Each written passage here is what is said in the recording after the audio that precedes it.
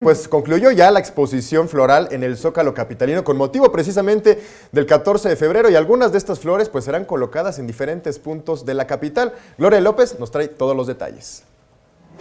El Día del Amor y la Amistad quedó atrás y el gobierno de la Ciudad de México obsequió las flores que adornaron desde el 14 de febrero la plancha del Zócalo capitalino. Cientos de personas hicieron fila durante 2 horas para conseguir una de las petunias, helechos o tulipanes, y es que la iniciativa enamoró a la ciudadanía. Familias completas, desde los más pequeños hasta las abuelitas, aguantaron a pie firme los rayos del sol con tal de conseguir un pedazo de los corazones de la exposición Jardín Zócalo.